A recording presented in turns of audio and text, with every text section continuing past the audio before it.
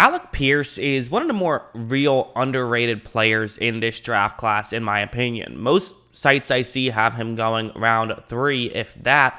To me, I think this guy's a first-round talent. I think he's a really quality wide receiver, and it's part of why I love drafting wide receivers in rounds 2 and 3, is you can get guys like Alec Pierce pretty consistently. So let's get into the film, and I mean, there really is just a ton to like about Alec Pierce. I mean, first off, we can just start with kind of a smaller play, but still kind of a great example of showing his skill set. It's going to be a one-on-one matchup. It's at the bottom of the screen. We're using broadcast footage for this one. Don't worry, his whole route will still be on the screen here. So right when this play begins, he gets inside leverage, which, you know, that can help you if you're cutting inside, but the obvious tell is that it could give the corner kind of just a little bit of a heads up that might be what you're doing, cutting towards the top of the screen, which is going to be what Pierce is doing. And one of the things that's just good about Pierce is that he can cut really well. Watch him cut to the inside, make the catch, and still finds a way to get into the end zone for a touchdown. I mean, that play looks like something out of like Cooper Kupp's highlights, right? I mean, that's a really impressive play. And moving over to something like this, so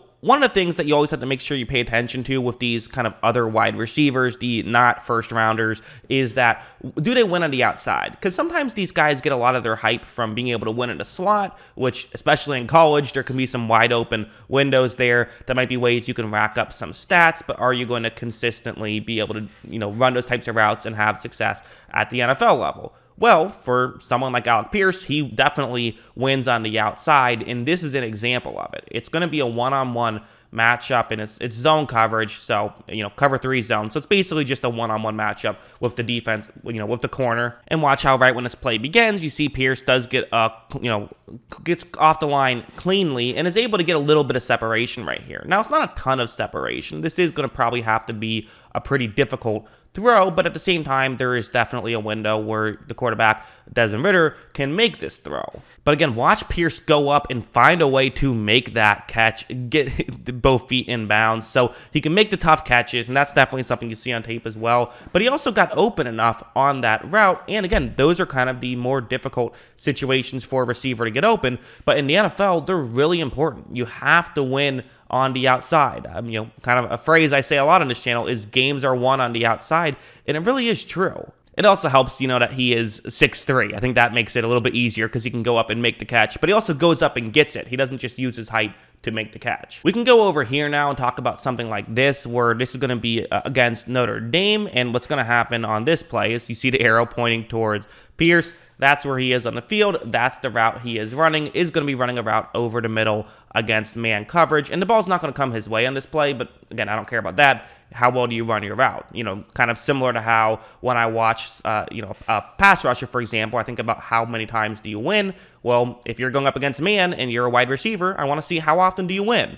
Not necessarily how often do you get the ball, but how often do you win? And as you see, Pierce does get that inside leverage again. So maybe we're picking on a bit of a tell, right? He doesn't typically go with outside leverage if he's cutting in, but still, watch what he's going to do. He has the ability to cut over the middle, and he is going to be able to get open. Again, ball didn't come his way. That's fine. That's irrelevant to why you should or shouldn't draft him, because he is able to get open with relative consistency. Although, again, going over to something like this is something I noticed on tape, is sometimes his cuts just seemed way slower than they would be at other times. And maybe it's just, again, I don't know what exactly it is. There was some inconsistency in his ability to, cut. And this is going to be a good example. Watch how on this play, he just didn't really, kind of went a little bit of a kind of more obvious route ran, and again, that's probably one of his weaknesses, is he does kind of give away what he's doing, but also, that wasn't as explosive either on that one either. So maybe some inconsistent explosiveness would be one of my negatives towards Pierce, and that might be part of why he has fallen, to where he's at. But again, I kind of feel like you can work with that stuff a little bit more. Finally, I want to talk about this play. I mean, this is why you see this play and you're like, okay, draft him. Like, let's make this happen. He has clear talent. This is what's going to happen. You see where he is on the field. I've circled him towards the top of the screen. And right when this play begins, Ridder's going to take the snap, and you just see how open Pierce is able to get immediately, and even goes up and makes that tough catch, even though he was open, the ball kind of hung up there a little bit. Didn't matter. Pierce was still able to make the move, and again, that first step was what allowed him to win. I mean, that looked like something out of Devontae Adams' playbook. So quite a couple of compliments. I started this video comparing him to Cooper Kupp, ended it comparing him to Adams. Not saying he'll be either of those two guys, but you do see a little bit of shades of those guys at times. So yeah, I mean, Pierce is definitely someone who's interesting, right? I mean, that's what we look for, is guys who can do stuff. And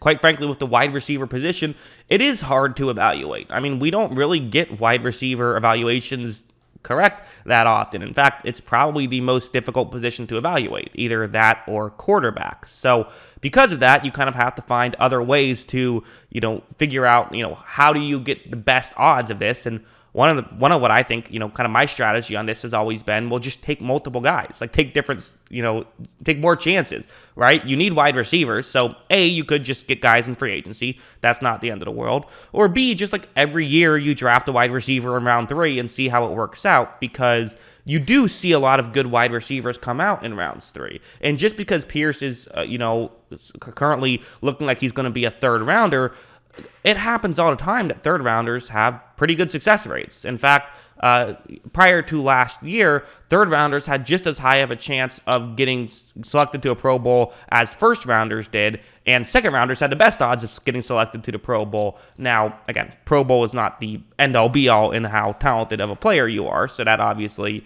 can kind of make that look a little bit worse. So that's factor 1. And factor 2 is it does still seem like the elite of the elite guys, a good chunk of them still went in round 1. Not all. There's a handful that did not. But you might have maybe a better slugging percentage with a guy in round 1, but you had this sort of similar batting averages in rounds 1 through 3. So basically, the long-winded way of saying this was, hey, draft Alec Pierce. Even if you don't think you need a wide receiver, it might not be the end of the world to draft Alec Pierce. And again, if you're a team like Green Bay, everyone is saying you got to go wide receiver round 1. Well, I'm kind of the belief of you don't have to force it. Maybe trade up and get a guy you want, or maybe just hang back and still get a couple of good wide receivers later on. There's several ways they could go about it. But at the end of the day, if you're watching this video in, a month from now, a month after I recorded it, and you see that your favorite team drafted Alec Pierce, I think that you should feel excited. I think that's what I would say, is I would feel excited if Tampa Bay is the one who drafts him, because I think there's a lot he does very well. Again, one thing that I think is a fair criticism that I didn't get to as much in the film study, but I probably should, bring it up a little bit, is kind of and you even saw it a little bit in the videos, where just like most of his wins were 2 routes, right? It's slants or it's goes. But you could say the same about DK Metcalf, right? I mean, that was a similar thing.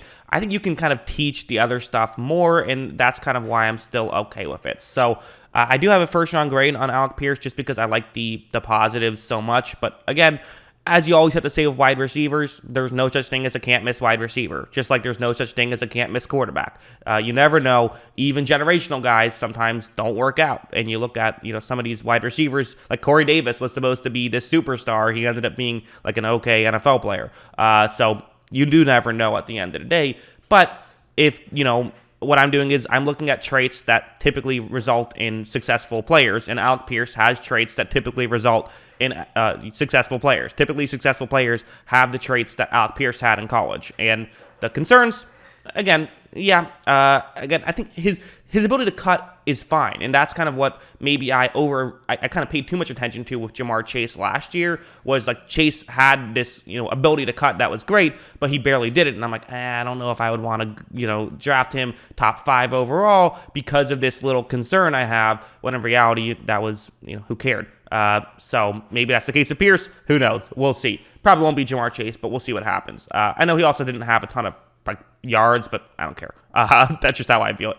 What do you guys think? Let me know in the comments below. Always love hearing from you. And of course, as always, thanks for watching.